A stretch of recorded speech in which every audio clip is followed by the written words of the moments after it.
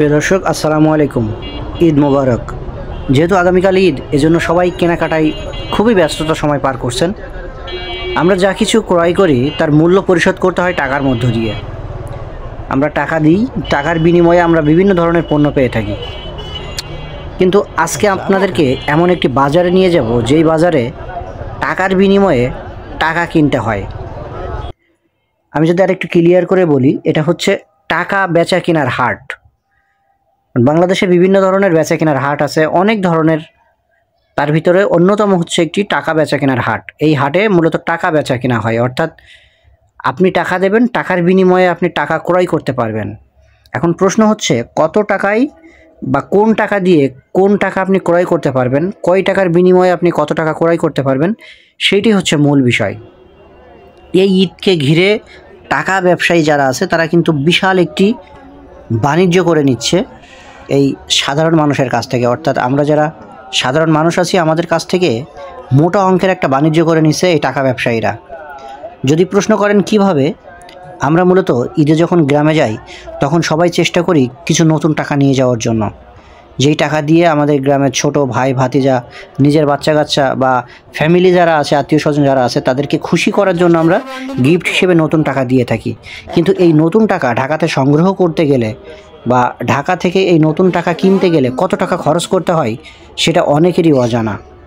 তো আজকে আমরা তাদের কাছ থেকে যেটি জানতে পারলাম, যে এইখান থেকে 10 টাকার যেই নোট, অর্থাৎ 1000 টাকার একটা বান্ডিল, 10 টাকার একটা বান্ডিল, এইটা ক্রয় করতে গেলে তাদেরকে এক্সট্রা দিতে হচ্ছে 800 টাকা। অর্থাৎ 1000 টাকায় আপনি 1800 টাকা, আপনি 1000 টাকা ক্রয় করতে গেলে তাদের কাছ থেকে যদি আপনি 10 টাকার বান্ডিল ক্রয় করেন, একটা 10 টাকার বান্ডিলের মূল্য হচ্ছে 1800 টাকা। অর্থাৎ আপনি 1800 টাকা দিয়ে 1000 টাকা ক্রয় করছেন। চিন্তা করে দেখেছেন একবার? 10 টাকার এগেনস্টে আপনাকে দিতে হচ্ছে 18 টাকা।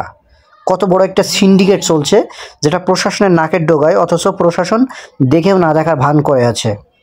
তারপরে যদি 20 টাকার বান্ডিলের কথা বলি, 20 টাকার একটা বান্ডিল আপনাকে কিনতে পে করতে হচ্ছে তাদেরকে 2600 টাকা। অর্থাৎ 20 টাকার একটা বান্ডেল কিনতে অতিরিক্ত আপনাকে 600 টাকা দিতে হচ্ছে।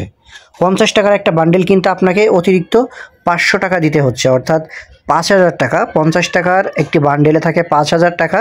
এই 5000 টাকা আপনাকে ক্রয় করতে হচ্ছে 5500 টাকা দিয়ে।